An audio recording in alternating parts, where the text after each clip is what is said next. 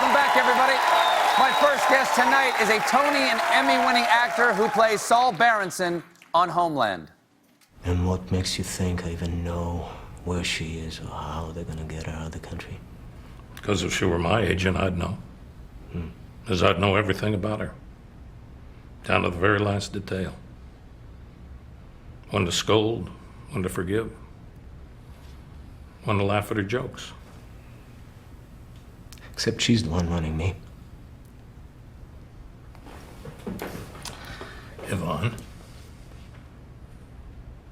I say this respectfully, one professional to another. You're playing a bad hand.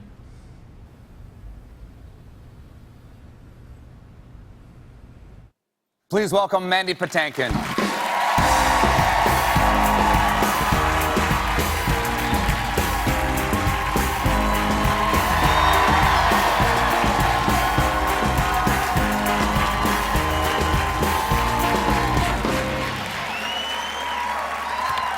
Thanks for being here, and thank you for bringing your beard along this time. You're welcome. You don't always travel with your beard. I know. It's a pleasure to see you. Nice to see you. It's great to see you. The finale is Sunday. Yes, this Sunday. Am I going to be okay? Yes. Am I going to be okay? Because I watch it like this, like gripping things every Sunday. Yes. Is Saul going to be okay? Just tell me that much. Well, I can't tell you that for Can't tell sure. me I can't anything? tell you anything for sure, but I can tell you that there'll be some. You'll be happy about some things, and you'll be confused about others, and you'll be relieved about a few things, and you'll walk away wondering, what was that all about? How I feel about the entire world right now. Exactly. That's how I feel about the entire world. Now, this is the longest you've played any character, right? Yes, it is. I've been there 5 years. 5 years playing Saul Berenson, and Are you happy? Are you happy you took this part? I am. I'm ecstatic that I took the part. I've learned a lot from Saul. I am not a calm, quiet, reserved person. You don't seem like it. No, I'm not, in the way that Saul is. And he has certainly taught me to listen more, which you may not find obvious this evening, but he's taught me to take it easy and not to explode. Anytime Saul explodes, he knows he's lost the game. So I've gotten a lot from him. I'd say one of the great lessons that I learned from Saul was at the end of season 4. I was held captive, held prisoner. They were going to exchange me for some terrorists, and he wanted to take his life rather than have his life mean that other people would get free who were terrorists and go out and do more harm to humanity. And what I learned from that was that who's the bad guy, who are the good guys? And he looked in the mirror and he went, I'm the enemy. The line between good and evil runs through each one of us. If the line of evil runs through all of us, there is still free will. Not every single person causes the death of other people for political ends. But anyone who causes the death of someone else is placing themselves above the law and thinking that they are God. No human being is God. And it is essential that we stop this paradigm of violence that Saul has learned. That's what he learned at the ends of season 4, and that is what he tries to remember every day, and that's what Mandy tries to remember. And by that I mean it hasn't worked. It hasn't worked, this violence, an eye for an eye. And the new paradigm, we have to come up with a new paradigm, and that's what Saul is clear about. And what is that new paradigm if war isn't working? War, you spend $4 trillion on this war. What is being spent on the marginalized people in humanity, all of these young Muslim, wonderful young Muslim men and women that have no education, no opportunity, no good schooling, and so what do? They look for someone else who's saying, we'll give you a better life. Why aren't we taking that money that's used for bombs and making schools and hospitals and homes and opportunity? Why? And then Well, Stephen, now you're putting me in a position. You're putting me in a position to defend bombs right now, And I'm not going to defend bombs, but I will say that there are a lot of people that will, because bombs make a lot of money for a lot of people. Education. That is true. Education doesn't make much But there are money. people here in the United States who say, why would we spend the money over there to do that? Because we're not taking care of our own roads, our own bridges, our own schools, our own people. There are poor people here. We certainly need to do that, too. With $4 trillion, you could do a lot of good here. We need to do that here as well. Yes, sir. Now,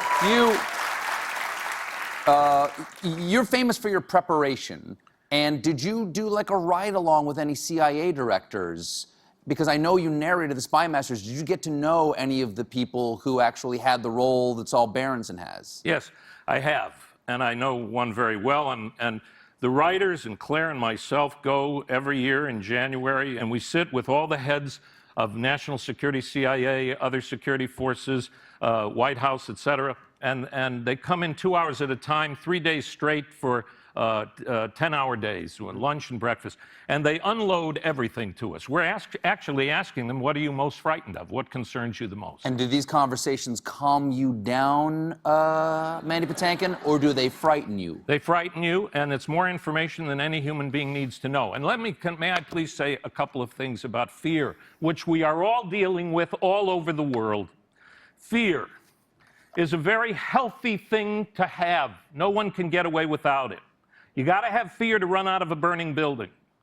But to fear-monger, and this fear-mongering and hatred that's going on by people running for the President of the United States is so misguided.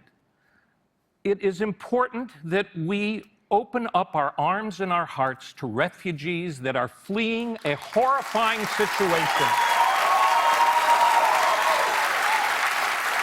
I understand you went down to Greece when you guys were on break, Yes. shooting to actually help some of the Syrian refugees. Yes, I did. I finished shooting, and I've been living in this fictional world. Let me just say, yes, I went to Greece. I forgot. Remember, I'm on TV, and I'm not going to be out here for an hour. So, I'm leaving, but you can stay. I know. I went to Greece and I met some of these extraordinary families. I met the people in Greece who opened their arms and homes and hotels to these people, 500,000 refugees that have come across since the beginning of this crisis. And then when we got back here, call the International Rescue Committee. There are 24 or 26 all around the country. Find out where some Syrian refugees are in your neighborhood. We have found a family in Elizabeth, New Jersey. We're meeting them tomorrow. We're taking them around to New York. We've given them clothes. We've asked them what they need. And you can do it too. And I guarantee you, please believe me, I guarantee you, when you meet these families, these women and children, you won't be afraid. You will not be afraid. And I just ask all of us to remember something, that when I was growing up in the 50s, everyone was terrified about atomic bombs. Everyone. Well, atomic bombs are still here, more than you ever imagined. And no one's thinking about it anymore, because humanity has taken over. And humanity is a good thing when it's exercised. And I ask people to exercise their humanity more than they've ever imagined. Well, use your imagination and how you can make the world a better place. And bomb all of these marginalized people with opportunity, with everything that I've said. And I guarantee you, why? No one's tried that, so they can all say it wouldn't work. And if we can make life good for all of those people, then I believe people will stop thinking that the West is so evil.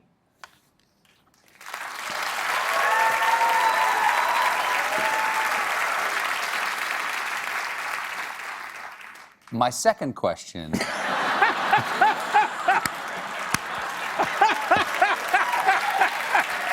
Mandy, Merry Christmas. Merry Christmas. Merry Christmas. Mandy Patinkin stars in Showtime's Homeland.